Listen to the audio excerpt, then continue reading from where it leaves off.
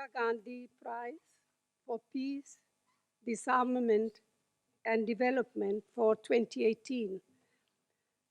This prize recognizes men, women, and institutions whose work has promoted the causes Indira Gandhi espoused, the issues she championed, and the concerns she expressed. In essence, they celebrate her life through their own accomplishments, which, so to speak, take forward her legacy. Indira Gandhi was a deeply committed political personality.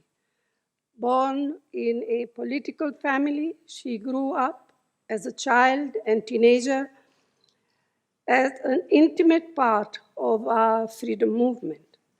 For 17 years, she lived with our country's first Prime Minister before becoming one herself for 16. But she was a person of diverse interests. Her contributions to nation building are well documented. She was equally committed to India's culture, to its arts and crafts, to its heritage.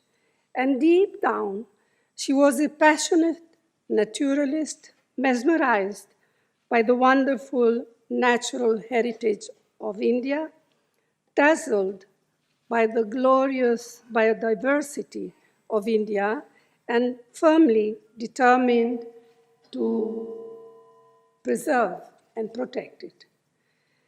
In late 71, even while being completely engrossed in the grave crisis on India's eastern border with Pakistan, she found time to initiate action that would lead to the passage of the landmark law to protect our wildlife. In the midst of all political crises, she found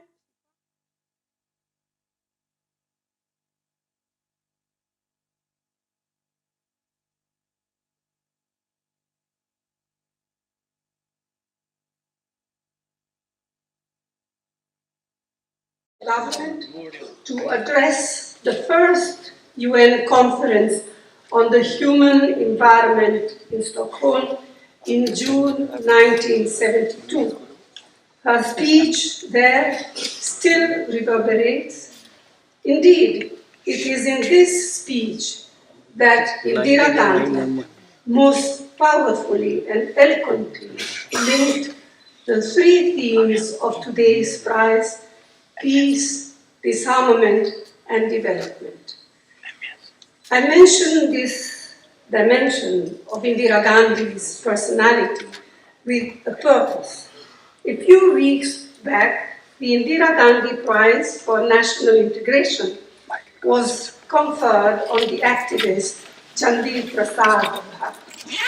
Today, the Indira Gandhi Prize on Peace, Disarmament and Development is being given to India's pioneering environmental NGO, the Center for Science and Environment.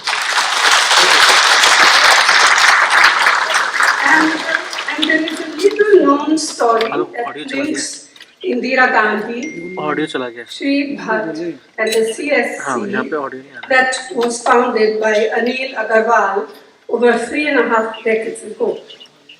One of Indira Gandhi's very first interviews after she had returned as Prime Minister in January 1980 was to Anil Agarwal for the well-known British science magazine called Nature. In that conversation, Indira Gandhi spoke of the Chipko movement, which had been spearheaded by Chandi Prasad Bhatt.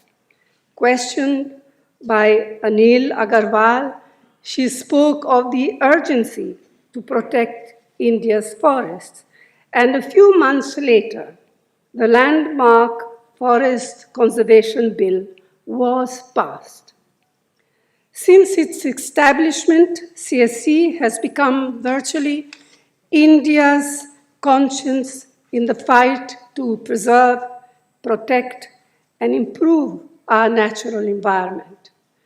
Over the years, it has striven to raise awareness of the problem long before it became the major crisis we face today.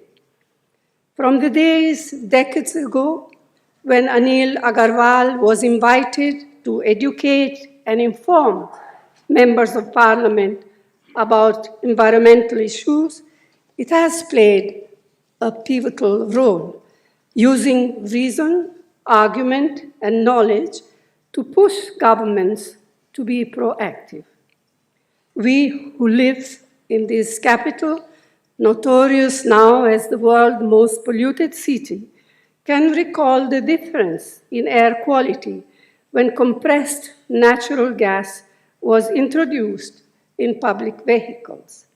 This transformation was made possible by the persuasive expertise of the CSC and the Congress government of the day. The Center has worked closely with governments in other initiatives to reduce pollution, such as a reduction in the use of diesel and an improvement in its quality, reducing water consumption in the manufacture of paper using wood not from natural forests, but tree plantations, profit sharing by mining companies with deprived local communities. Its work on water conservation and sanitation has been internationally recognized long before the current focus on these issues. Its pollution monitoring laboratory is the only one of its kind run by a civil society organization in our country. Critically, it has worked hard to establish the principle of equity in the approach to climate change discussions, emphasizing the great need to be fair to the poorest, who are the worst hit by this global phenomenon. This has helped bring India's concerns and interests center stage, and the CSC's annual State of the Environment reports are an assessment and critique on how we are doing on our journey towards cleaner, sustainable progress.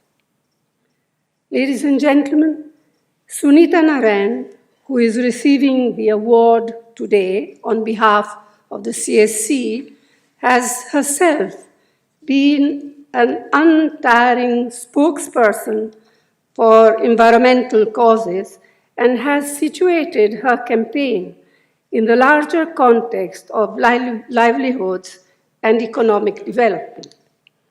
By honoring the CSC today, I feel we are not only recognizing the quality and scope of its work, we are also recalling a vital aspect of who Indira Gandhi really was and taking forward the pioneering work that she performed far, far ahead of her time.